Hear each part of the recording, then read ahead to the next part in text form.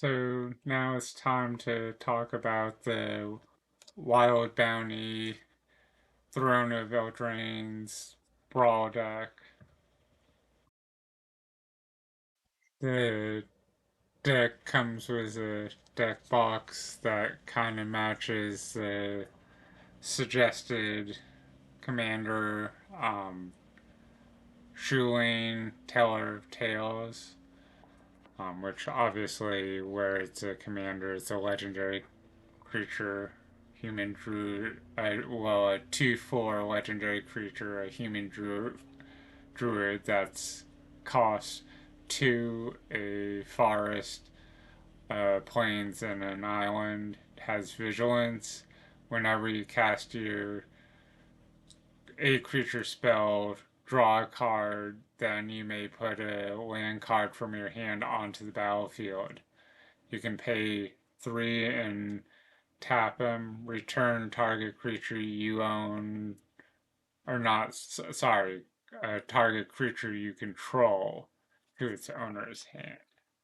So let's open up the box that, as you can see, has the deck, but then it also has a spacer. So you, even though it's a 60 card brawl deck, it has a little bit of extra room.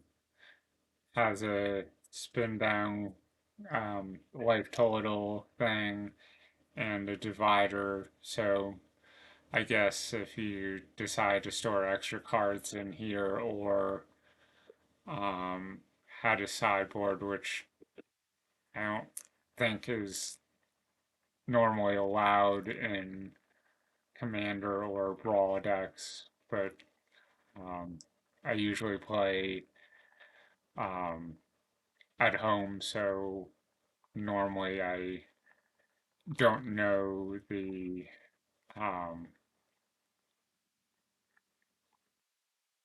official rules per se. It's just um, kind of the general rules I go by of the, 40 life instead of 20, the 21 commander, and singleton, the basics. Um, so we already went over the commander.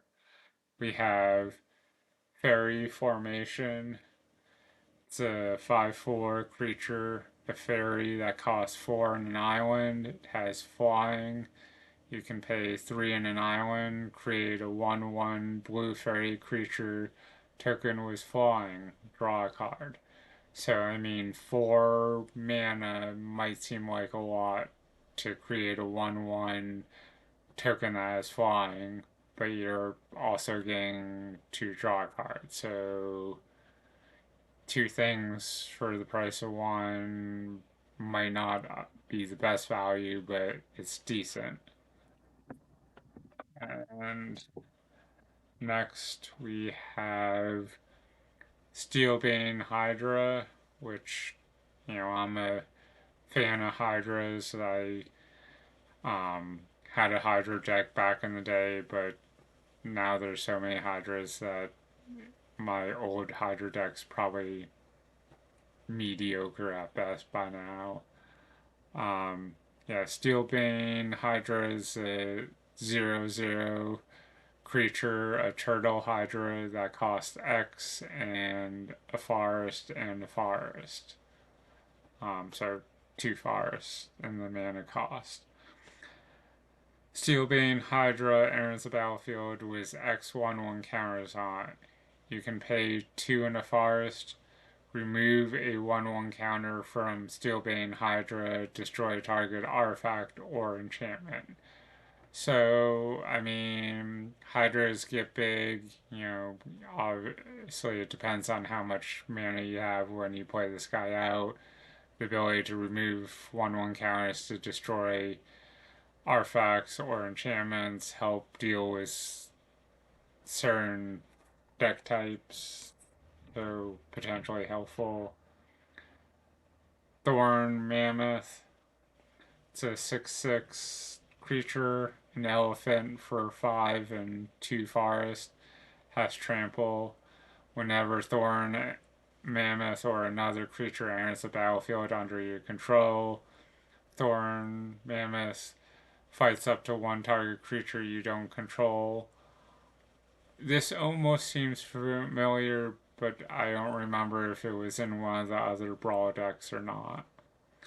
But yeah, definitely pretty good that you're getting a 6/6 with trample that also is fighting other creatures. Tomb of Legends. It's an artifact for 2. Tomb of Legends enters the battlefield with a page counter on it. Whenever your commander enters the battlefield or attacks, put a page counter on Tomb of Legends. Pay 1 and tap. Remove a page counter from Tomb of Legends. Draw a card. So, I mean, that's pretty cool that you're, paying 1 and tapping the artifact to, and removing a page counter to draw a card, so you don't have to keep casting instants or sorceries to, um, draw cards. You could just, you know, your commander entering the battlefield or attacking puts a page counter on this. You tap 1 this artifact, remove a page counter, you're drawing cards. So over the course of the game, it's helpful. Perhelion 2. It's a 5/5 legendary artifact, a vehicle for 6 and 2 planes. Has flying, first strike, and vigilance.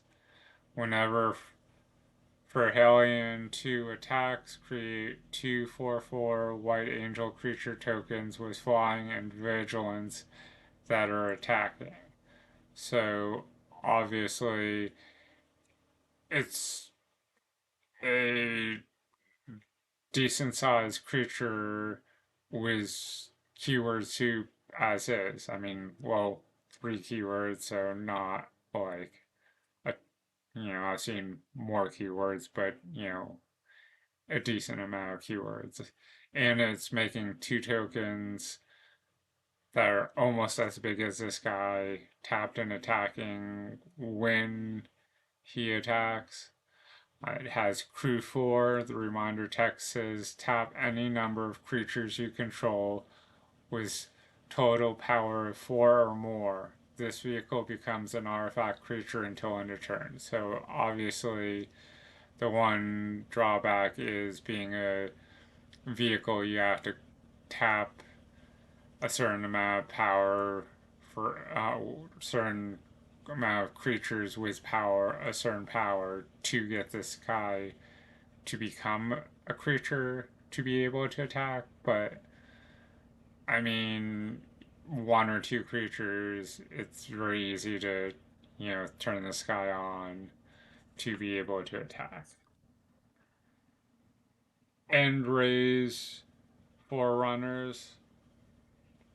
It's a 7/7 creature, a boar for 5 and 3 forest. Vigilance, trample, and haste, so kind of that keyword to feel again. When end raise Forerunner enters the battlefield, other creatures you control get +2/+2 and gain vigilance and trample until end of turn. So, I mean, not only is he a big creature with keywords, but it's also pumping up your other creatures that are already on the battlefield and giving them keywords until end of turn. I mean, yes, 8 converted mana cost, 3 of which are, 1 mana type, but, you kind of expect a lot of value for that kind of mana. Incubation Druid. It's a 0/2 creature, an elf druid for 1 in a forest. Tap to add 1 mana of any type that a land you control could produce. if Incubation Druid has a 1/1 counter on it, add 3 mana of that type instead. And you can pay 3 into Forest, adapt 3. The reminder text says this creature has, if this creature has no 1/1 counters on it, put 3 1/1 counters on it. So for 2 mana, you're getting a 0/2 mana dork, and then for an additional 5, you're giving it 3 1/1 counters, so it go from being a 0/2 to a 3/5. And instead of tapping for 1 mana, it would be tapping for 3 mana. So decent card, any kind of deck that's playing out those expensive, 6 to 10 mana cost cards we were just talking about, or things with X, is gonna like a mana dork, especially one that has the potential to tap for 3 later on. Biomancer's Familiar. It's a 2/2 creature, a mutant for a forest and an island. Activated abilities of creatures you control cost 2 less to activate. This effect can't reduce the amount of mana an ability costs to activate to less than 1 mana. And you can tap him the next time target creature adapts this turn. It adapts as though it had no 1/1 counters on it. So that's pretty cool. You can potentially keep adding multiple 1/1 counters to a creature, assuming no one uses removal on this guy, which if you're starting to abuse that ability, I feel like it would get targeted pretty quick. Time Wipe. It's a sorcery for two islands, two plains and an island. Return a creature you control to its owner's hand, then destroy all creatures. So I mean, it's a board wipe for 5, given 3 of those 5 are mana symbols. You're protecting one of your creatures by returning it to your hand, given it's at sorcery speed, so you have to do it on your turn. Random land in the middle of the deck. It's Hallowed Foundation, and in the type line, it obviously tells you it's a land, but then it says Plains Island, so you can, if you have something to search for lands, and it says you can search for a plains or an island, you can specifically target this when you're searching. So at the reminder, parentheses reminder text says tap to add a plains or an island. As Hallowed Foundation enters the battlefield, you may pay 2 life. If you don't, it enters the battlefield tapped. Temple of Mystery. It's a land. Temple of Mystery enters the battlefield tapped. When Temple of Mystery enters the battlefield, scry 1. Tap to add a forest or an island. Fairy of Vandal. It's a 1/2 creature, a fairy rogue for 1 and an island. It has flash, flying. Whenever you draw your second card each turn, put a 1/1 counter on Fairy Vandal. And this is one of those split cards where it's a creature and a sorcery. The sorcery is called Fertile Footsteps and costs 2 in a forest. Search your library for a basic land card, put it onto the battlefield, then shuffle your library. The reminder set text says, then exile this card. You may cast the creature later from exile. So if you want to be able to play both, you have to do the sorcery part first and then the creature. Unless you have a way to return the creature to your hand to play this sorcery. But um,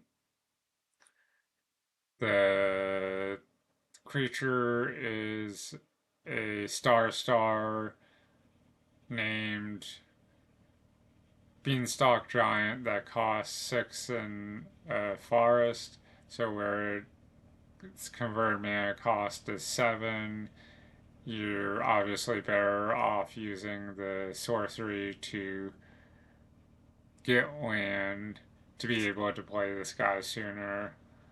Um, Beanstalk's Giant's power and toughness are equal to the number of lands you control, which you could pay some of his mana using mana rocks or mana dorks, but assuming all the converted mana cost of 7 was using lands, it would enter as a 7/7. Run away together. It's an instant for 1 in an island. Choose two target creatures controlled by different players. Return those creatures to their owner's hand. So, kind of interesting because you're returning a potentially annoying creature to your opponent's hand, but you're also, the drawback is you're returning something to your hand. So you maybe want to return something that has an enter the battlefield trigger. Keepers of Fables. It's a 4/5 creature, a cat for 3 and 2 forests.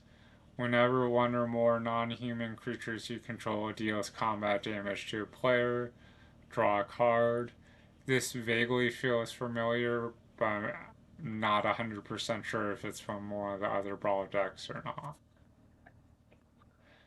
And we have another one of the split sorcery creature cards. The sorcery adventure is called Seasoned Ritual and it costs a forest.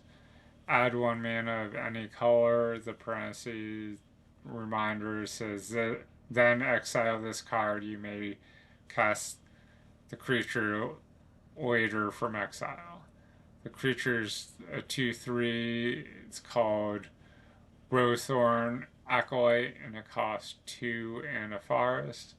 And it's a mana dork. You can tap to add 1 mana of any color. Next we have Marilla Leaf Pixie. It's a 2/2 creature, a fairy for a forest and an island. It has flying and tap to add a forest or an island.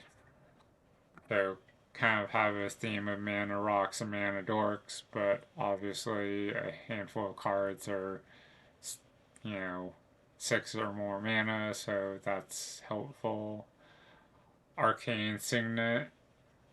Obviously, it's a staple in Commander and Brawl decks. It's an artifact for 2. Tap to add 1 mana of any color in your commander's color identity. Orbing Spirit. It's a 3/3 creature, a spirit cleric for 1 and 2 planes. When Orbing Spirit enters the battlefield until your next turn, creatures can't attack you or a planeswalker you control unless their controller pays 2 for each of those creatures. So you're kind of taxing your opponents to be able to attack you.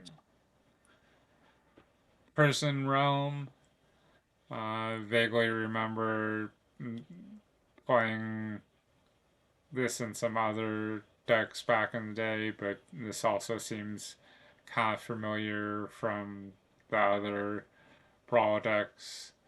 It's an enchantment for 2 and a Planes, Prism Realm. When Prism Realm enters the battlefield, exile target creature or planeswalker an opponent controls until Prison Realm leaves the battlefield. When Prison Realm enters the battlefield, scry 1. Spectacle Sailor. It's a 1/1 creature, a spirit pirate for an island. Has flash. The reminder text says you may cast this spell anytime you could cast an instant. Has flying. You may pay 3 in an island to draw a card. Circuitous Route. It's a sorcery for 3 in the forest. Search your library for up to 2 basic land cards and or gate cards. Put them onto the battlefield tapped, then shuffle your library. So the it might be 4, but you're getting 2 land cards onto the battlefield. It's a District Guide. It's a 2/2 creature, an elf scout for 2 in forest. When District Guide enters the battlefield, you may search your library for a basic land, card, or gate, reveal it, put it into your hand, then shuffle your library. So not only is it a creature, but you're getting, an instant or a sorcery type ability of searching for a library, your library for a land. I mean, you're not putting it onto the battlefield, but if you have no lands in your hand, not only are you getting a creature on the field, you're fetching a land so you can play one. And then at that point, you're also thinning the deck to have slightly better odds of, drawing something you want as opposed to a dead draw of drawing a land. Troll Harpooner. It's a 3/2 creature, insect warrior for 1 in a forest. Has reach.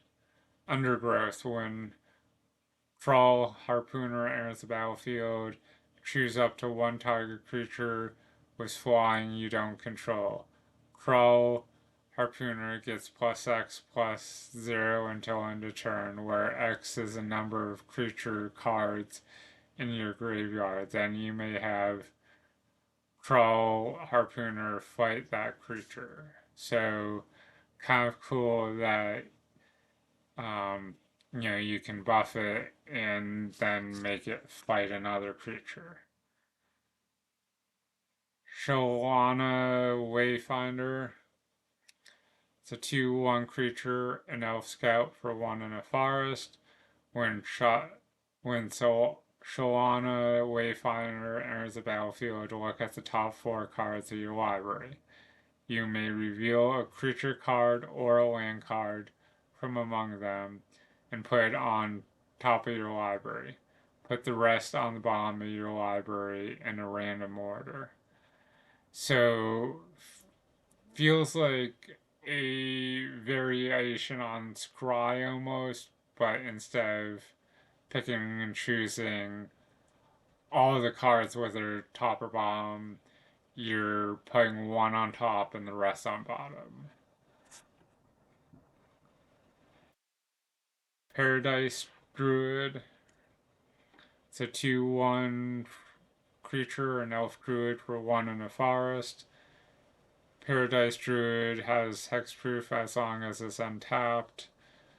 The reminder text says it can't be the target of spells or abilities your opponents control.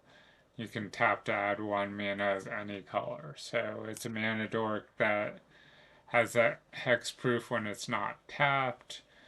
I feel like that might have been in one of the other brawl decks. Frilled Mystic.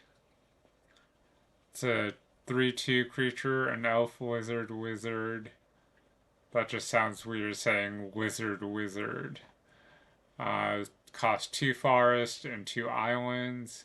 Has flying. When Frilled Mystic enters the battlefield, you may counter target spell. So not only are you putting a creature on the battlefield, so you have a body, it's also countering a spell, so kind of good, and it has flash, so you can play it on your opponent's turn. Next we have Lefkin Druid. So it's another mana dork. It's a 0/3 creature, an elemental druid for 1 in a forest. Tap to add a forest. If you control 4 or more creatures, add 2 forests instead. Growth Spiral. It's an instant for a forest and an island. Draw a card. You may put a land card from your hand onto the battlefield. Gyra Engineer. It's a 1/1 creature, a Vatican wizard for 1, a forest and an island. Tap to add a forest and an island. Shark Toe Crab. It's a 4/4 creature, a fish octopus crab. Kind of weird how some of these creatures are having that many different creature types, I guess. Cost 2, a forest and an island. You can pay 2, a forest and an island to adapt 1. The reminder text says this creature, if this creature has no 1/1 counters on it, put a 1/1 counter on it. Whenever 1 or more 1/1 counters are put on Shark to a Crab, target creature an opponent controls. That creature doesn't untap during its controller's next untap step. So that's pretty cool, especially with the guy from earlier that allows you to adapt a creature once a turn as if it didn't have a 1/1 counter on it. Risen Reef. It's a 1/1, a creature, an elemental for 1, a forest and an island. Whenever Risen Reef or another elemental enters the battlefield under your control, look at the top card of your library. If it's a land, you may put it onto the battlefield tapped. If you don't put that card onto the battlefield, put it into your hand. So, I mean, that's pretty beneficial to either put a land onto the battlefield or draw a card. We have a split card. One side's flower, and it costs either it's a split mana pipe, so it's either a forest or a plains for the mana cost.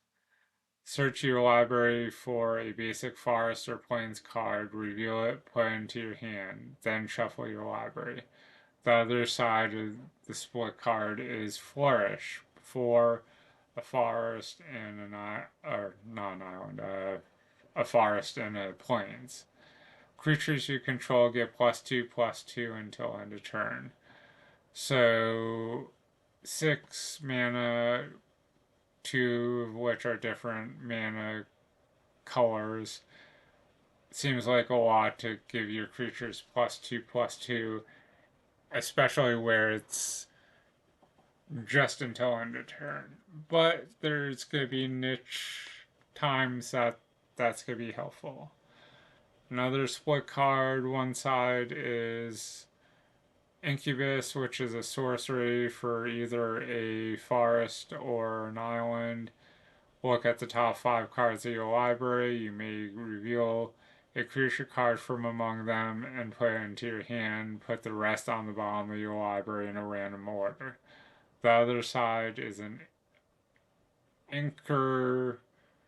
Incongruity, which is an instant for 1 forest and an island. Exile target creature that creature's controller creates a 3/3 green frog lizard creature token. So you're giving your opponent Uh, creature, so I mean, you're benefiting the opponent, but you're also exiling one of their creatures, so you're hopefully getting rid of something that's more annoying than the token you're giving them. Meteor Golem. It's a 3/3 artifact creature, a golem for 7. When Meteor Golem enters the battlefield, destroy target non-land permanent an opponent controls. So, I mean, it's 7 mana for a 3/3, but you're also destroying a non-land permanent, so I could go either way on the value. Firemind Vessel.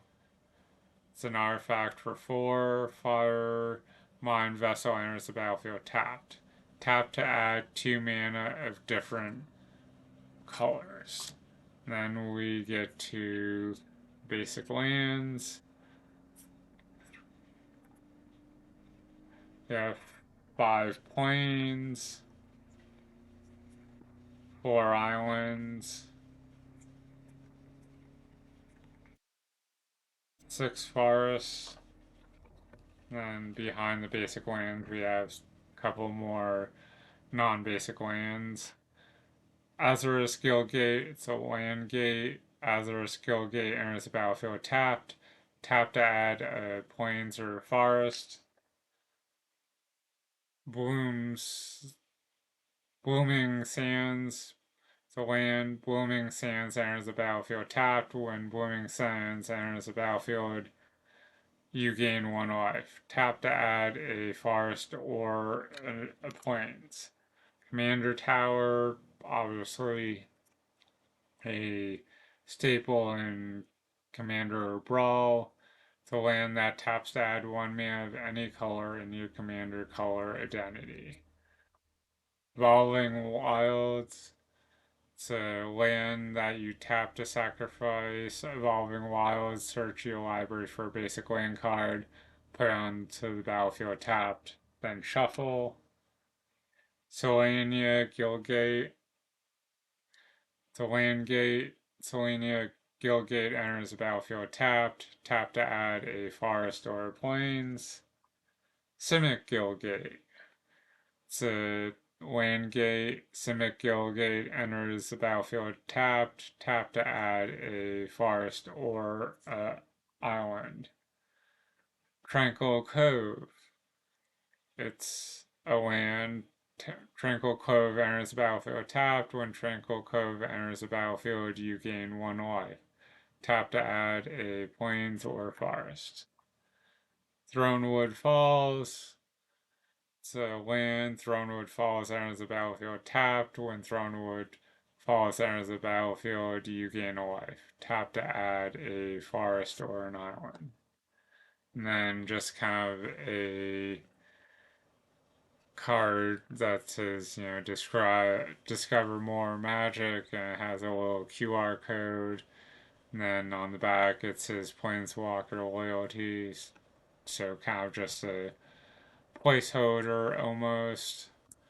So hopefully you found some value in this. Keep checking back because I have one more brawl deck from the Throne of the Eldraine, and then I have some more commander decks to go through. Thank you, and have a good day.